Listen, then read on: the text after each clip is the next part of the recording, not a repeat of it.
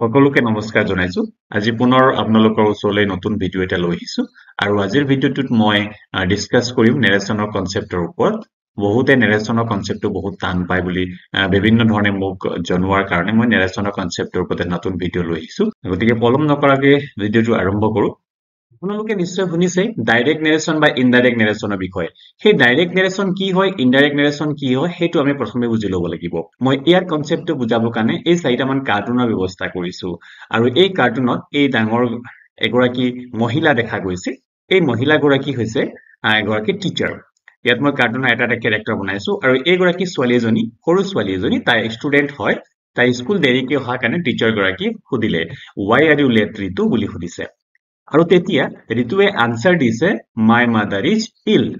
Teacher গৰাকীয়ে ৰিতুৱে কোৱা কথাটো ভালকে নুশুনা কাৰণে এইবাৰ সুধিলে এই কথাটো এই ছোৱালীজনীৰ কাৰণে। বেলেগ এজনী ছোৱালী, অলপ ডাঙৰ ছোৱালী হয়, গতিকে তাই প্ৰশ্নটো সুধিলে, "হোৱাট ডাজ ৰিতু সে?"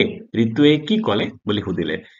ছোৱালীজনীয়ে আনসাৰ দিলে যে ৰিতু সেজ মাই মাদাৰ ইজ ইল। এতিয়া এই ছোৱালীজনীয়ে আনসাৰটো ভালকৈ মন কৰিব। ৰিতু সেজ মাই মাদাৰ ইজ ইল। ইয়াত হুবহু একেধৰণে কৈ দিছে, মাই মাদাৰ ইজ ইল। কিন্তু বেমাৰ হৈছিলে ৰিতুৰ মাকৰহে বেমাৰ হৈছিলে, কিন্তু এই ছোৱালীজনীয়েও মাই মাদাৰ ইজ ইল বুলি কৈছে। কিন্তু সেই কথাটো যিহেতু ৰিতুৰ আছিল, সেই উক্তিটো, সেইকাৰণে সেই উক্তিটো ইনভাৰ্টেড কমাৰ ভিতৰতে ৰখা হৈছে। নেক্সট এবাৰ আকৌ এই ল'ৰাটোলে সেম প্ৰশ্ন কৰিলে মেডাম গৰাকীয়ে যে এই ছোৱালীজনীয়ে কি ক'লে বুলি। ল'ৰাটোৱে উত্তৰ দিছে যে ৰিতু সেজ that her mother is ill। এতিয়া আপোনালোকে মন কৰক, এই দুইজন ষ্টুডেন্টে যি ধৰণে আনসাৰ কৰিলে, আনসাৰ দিয়াৰ পদ্ধতিটো বেলেগ বেলেগ। অৰ্থাৎ এই ছোৱালীজনীয়ে যে আনসাৰ দিলে, সেই আনসাৰ দিওঁতে ৰিতুৱে যি খাৰ কথা কৈছিলে সেই কথাষাৰক হুবহু একেধৰণে কৈ দিছিলে। কিন্তু ল'ৰাটোৱে সেই আনসাৰ দিওঁতে কিন্তু একেধৰণে নকলে, অলপ সজাই ললে নিজৰ লেংগুৱেজত। কিন্তু আল্টিমেটলি কথাটো একে কৈছে যে ৰিতুৰ মাকৰ বেমাৰ হৈছে, বাট সেই কথাটো কওঁতে ল'ৰাটোৱে অলপ সজাই ললে। সো দুটা মেথডত আনসাৰটো দিয়া হৈছে। এটা হৈছে ডাইৰেক্টলি হুবহু একেধৰণেৰে দিয়া হৈছে আনসাৰটো, আৰু ছেকেণ্ডটোত দিয়া হৈছে অলপ ইনডাইৰেক্টলি কথাটো কৈ দিলে, বাট আল্টিমেটলি কথা একেই, বাট মেথডটো ইনডাইৰেক্ট আছিলে। এইটোৱে আছিলে ডাইৰেক্ট আৰু ইনডাইৰেক্ট নেৰেশ্যনটো। যদিহে আমি বক্তাৰ কথাটো হুবহু একেধৰণেৰে তুলি লওঁ বা হুবহু একেধৰণে কথাটো কওঁ, তেনেহ'লে সেইটো ডাইৰেক্ট মেথড হৈ যাব। আৰু যদি বক্তাৰ কথা আমি হুবহু একেধৰণে নকৈ নিজৰ লেংগুৱেজত অলপ সজাই মেলি বক্তাই কোৱা কথাটোকে আমি যদি কওঁ, তেনেহ'লে সেইটো ইনডাইৰেক্ট মেথড হ'ব। গতিকে সেইটোৱে আছে ডাইৰেক্ট আৰু ইনডাইৰেক্ট নেৰেশ্যন। এতিয়া আপোনালোকে চাই লওক, এই ছোৱালীজনী যিটো আনসাৰ দিছিলে, ৰিতু সেজ মাই মাদাৰ ইজ ইল, এই সেন্টেন্সটোত দুটা পাৰ্ট আছে। একচুৱেলি দুটা ক্লজ আছে, আৰু এই ক্লজ দুটা হৈছে, এইটো যিটো ইনভাৰ্টেড কমাৰ ভিতৰত যিটো ক্লজ আছে সেই ক্লজটোক ৰিপৰ্টেড ক্লজ বুলি কোৱা হয়, আৰু ইনভাৰ্টেড কমাৰ বাহিৰত যিটো আছে এইটো হৈছে ৰিপৰ্টিং ক্লজ। অৰ্থাৎ কোনে কথাটো কৈছে আৰু কি কথাটো কৈছে। যোনে কথাটো কব সেইটো হৈছে ৰিপৰ্টিং ক্লজৰ ভিতৰত থাকিব, আৰু যি কথা কব সেইটো ৰিপৰ্টেড ক্লজৰ ভিতৰত থাকিব।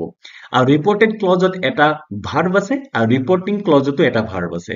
চাই লওক, এইটো ৰিপৰ্টিং ক্লজত যিটো ভাৰ্ব আছে সেইটো ৰিপৰ্টিং ভাৰ্ব বুলি কোৱা হয়, আৰু ৰিপৰ্টেড ক্লজত বা ৰিপৰ্টেড স্পিচত যিটো ভাৰ্ব আছে সেইটো হ'ব ৰিপৰ্টেড ভাৰ্ব। এই কথাটো ভালকৈ মনত ৰাখি ল'ব। পিছত ডাইৰেক্টৰ পৰা যেতিয়া ইনডাইৰেক্টলৈ লৈ যাওঁ, তেতিয়া এই ইয়াৰ কনসেপ্টটো বহুত প্ৰয়োজন হয় আমাৰ কাৰণে। আমি নেৰেশ্যন চেঞ্জ কৰোঁতে মেইনলি এই চাৰিটা কামেই কৰিব লাগিব। এই চাৰিটা কাম যদি আমি ভালকৈ কৰিব পাৰো, তেনেহ'লে নেৰেশ্যন চেঞ্জ কৰোঁতে আমাৰ কাৰণে ইজি হৈ যায়। এতিয়া প্ৰথম কামটো হৈছে changes in pronoun and possessive adjective form. দ্বিতীয় কামটো হৈছে চেঞ্জেছ ইন ভাৰ্ব ফৰ্মছ। তৃতীয় কামটো হৈছে চেঞ্জেছ ইন টাইম এক্সপ্ৰেছন, আৰু 4 নম্বৰ কামটো হৈছে চেঞ্জেছ ইন প্লেচ এক্সপ্ৰেছন। গতিকে যেতিয়া আমি ডাইৰেক্টৰ পৰা ইনডাইৰেক্টলৈ বা ইনডাইৰেক্টৰ পৰা ডাইৰেক্টলৈ যেতিয়া চেঞ্জ কৰো, তেতিয়া এই চাৰিটা কামে মেইনলি কৰিব লাগে। এতিয়া কি হয়, এই চাৰিটা কাম আমি ভালকৈ ডিটেইলছত জানিলো। 1 নম্বৰ কামটো হৈছে changes in pronoun and possessive adjective form. কি চেঞ্জ কৰাৰ কথা কৈছে আপোনালোকে চাই লওক। যেতিয়া আমি ডাইৰেক্টৰ পৰা ইনডাইৰেক্টলৈ চেঞ্জ কৰো নেৰেশ্যনটো, তেতিয়া যদি আই থাকে তাক হি বা সি কৰি চেঞ্জ কৰি দিব লাগিব। উই থাকিলে দে, মাই থাকিলে হিজ বা হাৰ, দিছ থাকিলে দেট, আৱাৰ থাকিলে দেয়াৰ, আজ থাকিলে দেম, মি হলে হিম নহলে হাৰ, দিজ হলে দোজ। এনেকে আমি ডাইৰেক্টৰ পৰা ইনডাইৰেক্টলৈ লৈ যাওঁতে চেঞ্জ কৰিব লাগে। বাট মনত ৰাখিব, এই চেঞ্জেছ বিলাক অনলি ৰিপৰ্টেড ক্লজৰ ক্ষেত্ৰতহে প্ৰযোজ্য হয়, ৰিপৰ্টিং ক্লজৰ কাৰণে নহয়। ৰিপৰ্টেড স্পিচৰ যিখিনি এই প্ৰনাউন বা এডজেক্টিভ, পজেছিভ এডজেক্টিভ বিলাক আছে, সেইবিলাক চেঞ্জেছ খিনি এনেধৰণে হয়। কিন্তু এক্সাম্পল আপোনালোকে চাই লওক। জন সেজ I am a student of class 10. জনে কৈছে মই ক্লাছ 10 ৰ ষ্টুডেন্ট হয়। এটা জনেহে কৈছে এই কথাটো। যেতিয়া আমি ইয়াক ইনডাইৰেক্টত লৈ যাওঁ তেতিয়া জন says that I টো হি হৈ যাব। যেহেতু কথাটো জনে কৈছিলে, জন যেহেতু লৰা সেইকাৰণে I টো হি হৈ যাব। He is a student of class 9. এনে ধৰণেৰে I টো আমি হি কৈ দিব লাগিব। নেক্সট চাই লওক কুৱেশ্যনটো। John says these are my books. John says that these to those হৈ যাব আৰু are my to his হৈ যাব books. ইনডাইৰেক্টৰ পৰা ডাইৰেক্টলৈ যেতিয়া চেঞ্জ কৰো তেতিয়াও আমি এই নিয়মটো ফলো কৰিব লাগিব। John says that he is a student of class 9. এইটো কেনেকৈ হ'ব? John says কমা দি পেলাই ইনভাৰ্টেড কমা ষ্টাৰ্ট কৰিব লাগিব আৰু ৰিপৰ্টেড স্পিচ আৰম্ভ কৰাৰ প্ৰথম আখৰটো হয় কেপিটেল হ'ব, সেইটো মন কৰিব ডাইৰেক্ট নেৰেশ্যনৰ ক্ষেত্ৰত। এতিয়া জনে কৈছিলে, সো নিজে ক'লে জনে, হি নহয় আই বুলি ক'ব, হয়নে? আই এম, আই লগত যিহেতু ভাৱটো এম হ'ব, I M A student of class 10। ঠিক তেনেকৈ ইনডাইৰেক্টত জন says that those are his books। এতিয়া ইয়াক যেতিয়া আমি ডাইৰেক্টত লৈ যাওঁ, জন says কমা দি পেলাই ইনভাৰ্টেড কমা ষ্টাৰ্ট কৰিলো, those হৈছিলে জনে নিজে কওঁতে these বুলি ক'ব, these are my books। এইটো যেতিয়া আমি ইনডাইৰেক্টত লৈ যাওঁ তেনেহলে এইটো these to those হৈ যাব, I to he হৈ যাব, is to am to is হৈ যাব। এনেকে আমি চেঞ্জেছ খিনি কৰিবলগীয়া হয়। নেক্সট 2 নম্বৰ কামটো হৈছে, এইটো খুব ইম্পৰ্টেন্ট কাম হয়, changes in verb forms. Changes in verb forms খুব সেনচিটিভলি আমি চেঞ্জ কৰিবলগীয়া হয়। মই কিয় সেনচিটিভ কৈছো? কথাটো হৈছে যে if the reporting verb is past tense, reporting ভাৰ্বটো পাষ্ট টেন্সত থাকিব লাগিব, তেতিয়াহে আমি এই চেঞ্জেছ খিনি কৰিব পাৰিম। এতিয়া মই এক্সাম্পলছ খিনি দি দিছো। ৰিপৰ্টিং ভাৰ্ব কোনটো কথা কৈছিলো মই? ৰীতা said, এইটো ৰিপৰ্টিং স্পিচ হয়, গতিকে ৰিপৰ্টিং স্পিচত যি ভাৰ্ব আছে সেইটো হ'ব ৰিপৰ্টিং ভাৰ্ব। এই ৰিপৰ্টিং ভাৰ্বটো পাষ্ট টেন্সত হ'ব লাগিব, তেতিয়াহে ভাৰ্বৰ ফৰ্মটো চেঞ্জ হ'ব, মানে টেন্সৰ ফৰ্মটো চেঞ্জ হ'ব। যদি প্ৰেজেন্ট টেন্স হয় পাষ্ট টেন্সলৈ চেঞ্জ হ'ব, এই কথাটো মনত ৰাখিব। কিন্তু চেঞ্জেছ ক'ত হ'ব? চেঞ্জেছ হ'ব ৰিপৰ্টেড ভাৰ্বত। ৰিপৰ্টিং ভাৰ্বটো যদি পাষ্ট টেন্সত থাকে তেতিয়াহ'লে ৰিপৰ্টেড ভাৰ্বৰ টেন্সটো চেঞ্জ হ'ব পাৰে। কিন্তু চেঞ্জ কেনেকৈ হ'ব? যদি ৰিপৰ্টিং ভাৰ্ব পাষ্ট টেন্স আছে আৰু ৰিপৰ্টেড ভাৰ্বটো যদি প্ৰেজেন্ট টেন্স আছে তেনেহ'লে আমি পাষ্ট টেন্সলৈ চেঞ্জ কৰি দিব লাগিব। ৰিপৰ্টেড ভাৰ্বটো যদি সিম্পল প্ৰেজেন্ট টেন্সত আছে তেনেহ'লে সিম্পল পাষ্টলৈ চেঞ্জ কৰি দিব লাগিব। ৰিপৰ্টেড ভাৰ্ব যদি প্ৰেজেন্ট কন্টিনিউয়াছত আছে পাষ্ট কন্টিনিউয়াছলৈ চেঞ্জ কৰিব লাগিব। ৰিপৰ্টেড ভাৰ্ব যদি প্ৰেজেন্ট পাৰফেক্টত আছে পাষ্ট পাৰফেক্টত, আৰু প্ৰেজেন্ট পাৰফেক্ট কন্টিনিউয়াছ টেন্সত থাকিলে পাষ্ট পাৰফেক্ট কন্টিনিউয়াছলৈ চেঞ্জ কৰি দিব। গতিকে এইকেইটা মনত ৰাখিবলৈ ইজি আছে বহুত। Simple to simple, continuous to continuous, perfect to perfect, perfect continuous to perfect continuous হ'ব। কিন্তু ৰিপৰ্টিং ভাৰ্ব পাষ্ট টেন্সত হ'ব লাগিব আৰু ৰিপৰ্টেড ভাৰ্বটো প্ৰেজেন্ট টেন্সত কোনোবা এটা টেন্সত হ'ব লাগিব, তেতিয়াহে এই নিয়মটো প্ৰযোজ্য হ'ব। সেইটো কথা মনত ৰাখি ল'ব। এতিয়া মই এক এক্সাম্পল দেখুৱাই দিছো। Rita said I love my papa. Rita said that, ইয়ালৈকেতো একো প্ৰব্লেম নাই। ৰীতা said that, এতিয়া I টো কি হৈ যাব? এইটো যিহেতু প্ৰনাউন হয়, এইটো ৰীতাই কৈছিলে, সো সি হৈ যাব, I টো সি হৈ যাব। এতিয়া যিহেতু সিম্পল প্ৰেজেন্ট টেন্সত আছে, সিম্পল পাষ্টত লৈ যাবলৈ হলে লভ টো loved, মাই টো হার হৈ যাব, papa, she loved her papa। এতিয়া Rita said I am going to market, Rita said that সি হ'ব, গতিকে সি হৈ গ'ল was going to market, I am to was হৈ যাব। এইটো প্ৰেজেন্ট কন্টিনিউয়াছ টেন্সত আছিলে, আমি পাষ্ট কন্টিনিউয়াছ টেন্সলৈ চেঞ্জ কৰি দিলো। Rita said I have finished my homework, Rita said that, এইটো I have finished প্ৰেজেন্ট পাৰফেক্টত আছে, পাষ্ট পাৰফেক্টত লৈ যাবলৈ হলে she had finished her homework। আমি শৰ্ট কিয় মনত ৰাখিব পাৰো? ৰিপৰ্টিং ভাৰ্বটো যদি পাষ্ট টেন্সত থাকে am is are হেতুক আমি was নহলে were বনাই দিব লাগিব, আৰু ৰিপৰ্টিং ভাৰ্বটো পাষ্ট টেন্সত থাকিলে has বা haveক আমি had লৈ চেঞ্জ কৰি দিব লাগিব, তেতিয়া আমি প্ৰেজেন্ট পাৰফেক্টৰ পৰা পাষ্ট পাৰফেক্টলৈ চেঞ্জ কৰা বুলি হৈ যায়। কিন্তু এই ক্ষেত্ৰত আৰু এটা কনসেপ্ট আছে যে ৰিপৰ্টিং ভাৰ্ব পাষ্ট টেন্স হলেও ৰিপৰ্টেড ভাৰ্বৰ কোনো চেঞ্জ নহবও পাৰে। সেইটো কথা মনত ৰাখি ল'ব। টেন্স সদায় চেঞ্জ হ'ব সেইটো কথা নহয়, যে কেতিয়াবা চেঞ্জ নহবও পাৰে। সেইটো চেঞ্জ কেতিয়া নহব? যদি ৰিপৰ্টিং ভাৰ্বটো পাষ্ট টেন্সত আছে। ইয়াত মই এক্সাম্পল সহকাৰে আপোনালোকক বুজাই দিছো। ৰিপৰ্টিং ভাৰ্ব ইয়াত পাষ্ট টেন্স আছে, বাট ৰিপৰ্টেড স্পিচটো কি আছে আপোনালোকে চাই লওক। The sun rises in the east, এইটো কেতিয়াও চেঞ্জেছ নহব। The sun rises in the east, সূৰ্য পূব দিশতে উদয় হ'ব, বেলেগ কোনো দিশত উদয় নহয়, গতিকে ইয়াত চেঞ্জ কৰিব পৰা নাযাব। গতিকে এনে ধৰণৰ যদি universal truth, daily routine, habitual action যদি থাকে ৰিপৰ্টেড স্পিচত, তেনেহলে সেইটো ৰিপৰ্টিং ভাৰ্ব পাষ্ট টেন্স হলেও চেঞ্জ কৰিব পৰা নাযাব, এইটো সেম হৈ যাব। এইটো যেনেকে ডাইৰেক্টৰ পৰা মই ইনডাইৰেক্ট কৰি দেখুৱাই দিছো। The teacher said the sun rises in the east, indirect লৈ যাবলৈ হলে কেনেকে নিব লাগিব?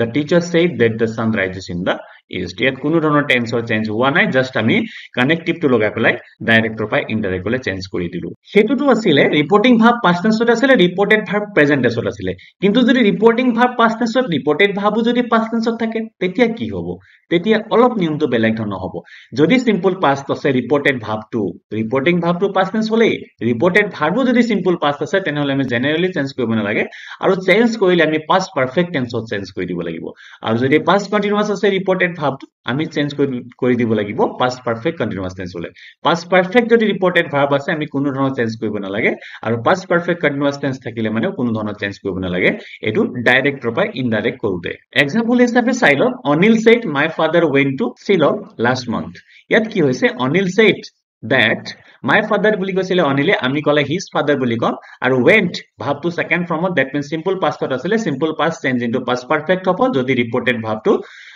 simple past থাকে ৰিপৰ্টিং ভাবটো যদি past tense থাকে তেনেহলে past perfect tense চেঞ্জ কৰিব লাগিব went to কি হ'ব had gone হৈ যাব এটো past perfect লৈ চেঞ্জ হৈ গল to Shillong এটো last month to কি হ'ব এটো টাইম এক্সপ্ৰেছনত চেঞ্জ কৰা কথা কৈছে ইয়াতে last month to হ'ব the previous month Raju said, I was singing a song. Eto past continuous tense ase, reporting verb to past tense ase. Reported verb past continuous, reporting verb past tense.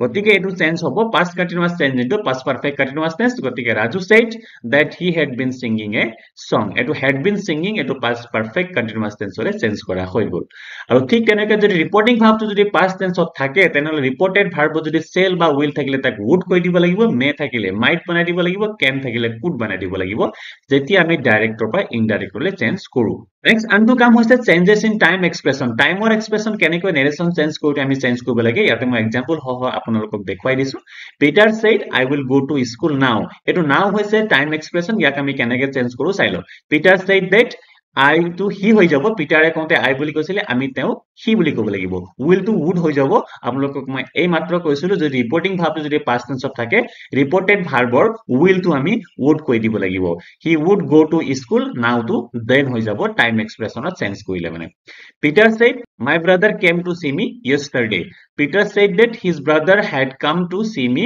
the previous day ইয়াত কি হৈছে came ভাৰ্বৰ second form আছে আমি simple পাষ্টত আছিল আমি past পাৰফেক্টলৈ change কৰি দিব লাগিব কাৰণ ৰিপৰ্টিং ভাবটো পাষ্ট টেন্সত আছে Peter said that his brother had come to see him yesterday to time expression হয় ইয়াক আমি চেঞ্জ কৰি দিব লাগিব the previous day লৈ Peter said that he would go home the next day এটো ইনডাইৰেক্টত আছে আমি ডাইৰেক্টত লৈ যাব হলে Peter said এটো ৰিপৰ্টিং স্পিচ বনি গল এতিয়া আমি কমা দিলো ইনভাৰ্টেড কমা ষ্টাৰ্ট কৰিলো পিটাৰক আমি he বুলি কৈছিলো যদি he ডাইৰেক্টলি নিজেই কথাটো কয় বা তেওঁ উক্তিটো যদি আমি ডাইৰেক্টলি কৈ দিব লগা হয় তেনেহলে পিটাৰে নিজে কি কৈছিলে I বুলি কৈছিলে I would to কি আছিল ডাইৰেক্টত will আছিল হেকানে ইনডাইৰেক্টত would হৈছিল গতিকে I will go to home the next day to কৰ পৰা হৈছিলগে এটো tomorrow পৰা ইনডাইৰেক্টত the next day বনোৱা হৈছিল গতিকে এটো হল চেঞ্জেছ ইন টাইম এক্সপ্ৰেছনৰ নিয়মখিনি এটা চেঞ্জেছ ইন টাইম এক্সপ্ৰেছন কেনেকৈ চেঞ্জ হয় now to then হ'ব today to that day হ'ব tomorrow থাকিলে the next day হ'ব yesterday থাকিলে the day before